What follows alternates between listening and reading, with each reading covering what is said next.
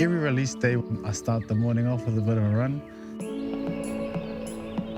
I usually try to go find the hill. The feeling of achievement when you get to the top, and I guess the anticipation, getting yourself to the top. So it takes endurance, you have to be determined to get up. And then when you get to the top, it just feels like so much more than a run.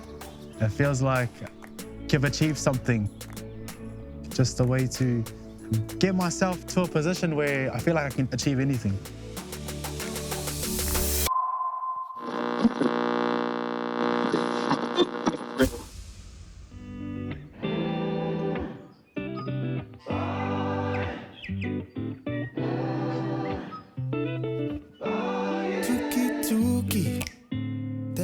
Went to school in Henderson, so my whole life has been based out in West Auckland.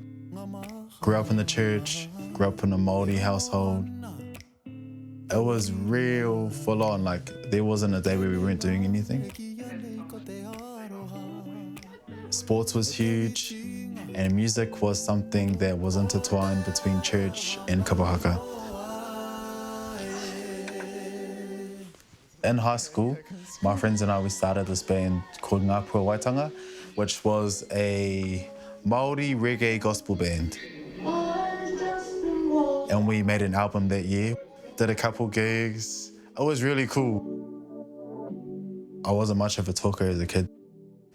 A way to voice how I was feeling or my opinion was really through music. Come on, let me in, let's do it all again.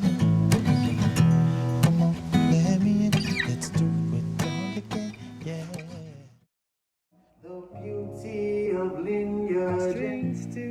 I tīmata au ki te tito waiata, ki te hakairi I era waiata ki runga I te pai āhuara, I runga I pukamata, mō te whānau.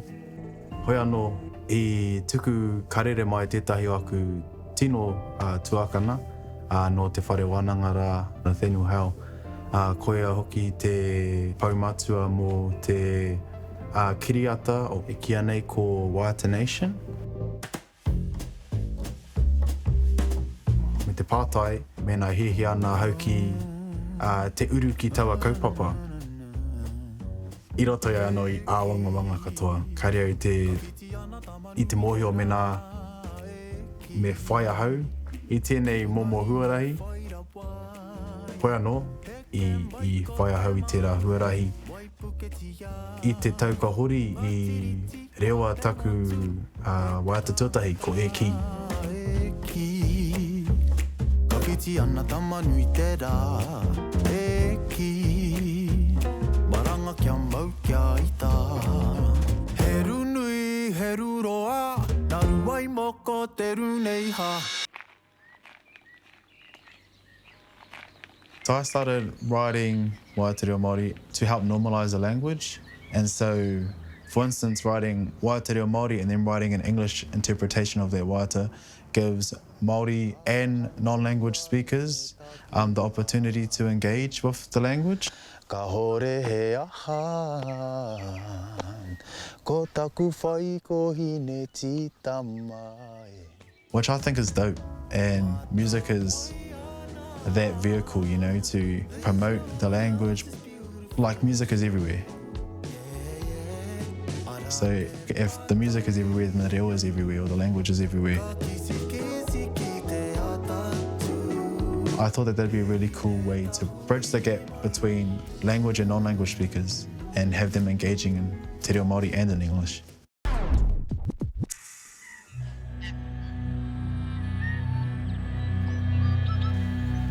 Ētahi o ngā mea o te ao pūro kari te tino rata, ko te hakatairanga pea I ahau anō, ko te hakakōrero I te reka o taku kumara me ki. I think koira tētahi o ngā mea kairei te tino paku rata, yeah. Akine pēr he mea Māori, I te mea kare e hara tērā I te mea ka mahi ai o mātou nei mātua o mātou nei kraua kuia.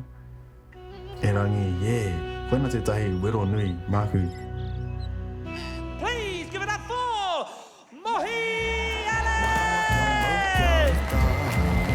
Heru nui, heru roa, naru wai moko te runei ha, kia hakarongo te ao katoa. I'm still getting used to performing on a stage or releasing music.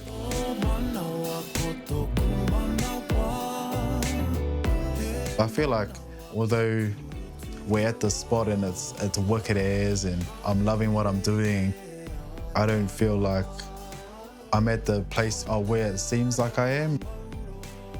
I create these songs and work with the bro, Dan, put it out, and everyone's just, they have all of these wicked comments like, this is awesome, blah, blah, blah, you know. But me and myself, I don't feel like I'm there.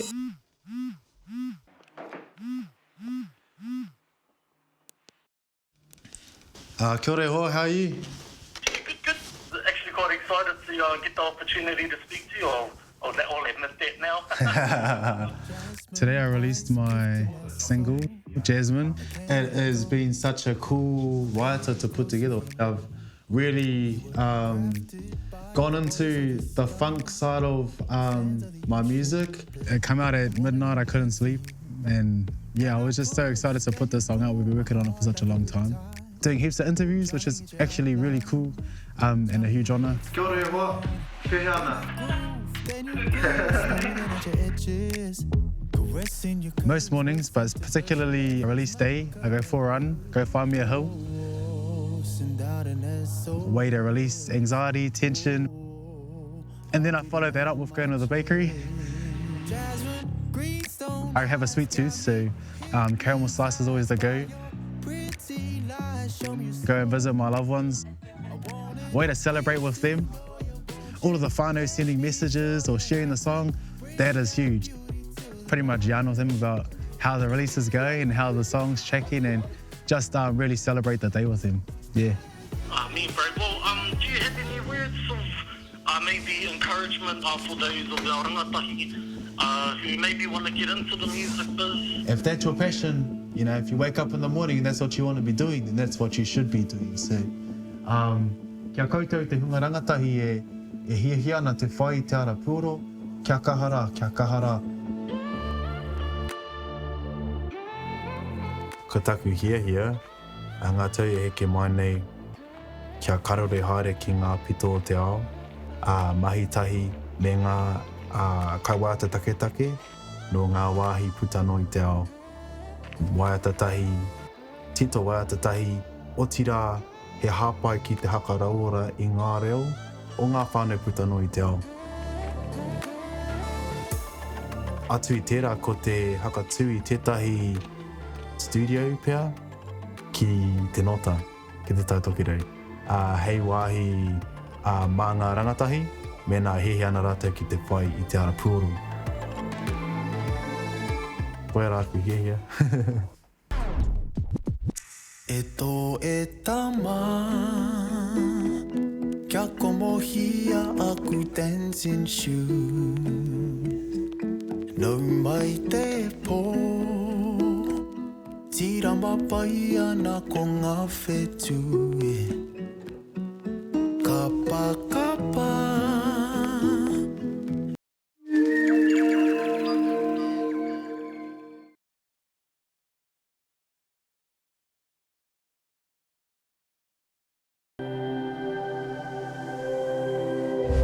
Ko te reo, te take.